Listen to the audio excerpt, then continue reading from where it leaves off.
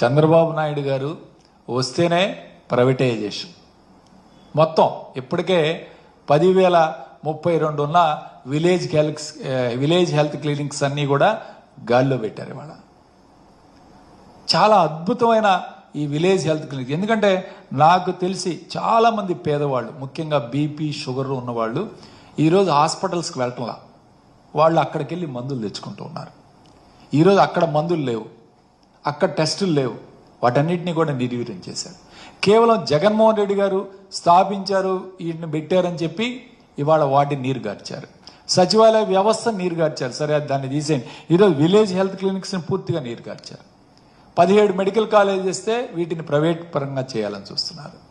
ఇవాళ ఆరోగ్యశ్రీని కూడా ప్రైవేట్ పరంగా చేయాలని, ఇవాళ అన్ని ప్రైవేట్ చేస్తే అంటే ఒక ప్రభుత్వం, నాకు తెలిసి ప్రజాస్వామ్యంలో ఆరోగ్యాన్ని విద్యని ప్రభుత్వమే ప్రతి పేదవాడికి కూడా అందించాలి. అలాంటిది ఇవాళ వీటిని కూడా ప్రైవేటైజేషన్ చేయాలి. వీటిని కూడా ప్రైవేటైజేషన్ చేస్తే ఇక ప్రభుత్వం ఏం చేస్తుందండి, ఒక్కసారి ఆలోచన చేయండి. ఈరోజు ఈ రాష్ట్రంలో 1,50,00,000 కుటుంబాలు ఉన్నాయి.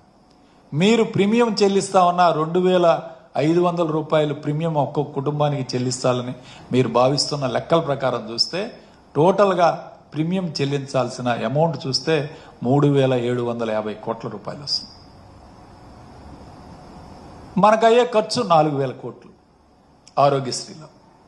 ప్రీమియంకి దీనికి రెండిటికి పెద్ద తేడా లేదు. సో మీరు ఇవాళ ఈ ఆరోగ్యశ్రీని కూడా ప్రైవేటీకరణ చేసి హాస్పిటల్స్ అన్ని ఇన్సూరెన్స్ కంపెనీల చుట్టూ తిరిగి వాళ్ళ యొక్క నిబంధనలకు కట్టుబడి ఈరోజు ఎన్ని హాస్పిటల్స్ ఎన్ని క్లెయిమ్స్ తెచ్చుకోగలదు. అదే ప్రభుత్వం ఉందనుకోండి, ఈరోజు కోవిడ్ లాంటి మహమ్మారి వచ్చింది. కోవిడ్ వచ్చినప్పుడు ఇమీడియట్గా కోవిడ్కి 700 చికిత్సలు మనం ఆరోగ్యశ్రీలో చేర్చగలిగాం ఇమీడియట్గా. కానీ ఒక ఇన్సూరెన్స్ కంపెనీ ఉంటే ఇన్ని జబ్బుల్ని ఒక్కసారి చేర్చాలంటే వాళ్ళు కొంత సమయం పడుతుంది. ఒక 6 నెలల్లో సంవత్సరం అంటారు.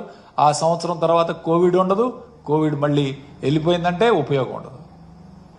సో ప్రభుత్వానికి ఒక అవకాశం ఉంటుంది ఏదైనా జబ్బును చేర్చడానికి కానీ, లేకపోతే ఏదైనా అత్యవసర పరిస్థితుల్లో కొన్ని జబ్బుల్ని ఈ యొక్క ట్రస్ట్ కింద తీసుకొచ్చి చికిత్స అందించడానికి ప్రభుత్వానికి ఒక అవకాశం ఉంటుంది. కానీ ఇక్కడ ఇన్సూరెన్స్ కంపెనీలో అటువంటి అవకాశమే ఉండదు. ఇవాళ ఆలోచన చేయాలి.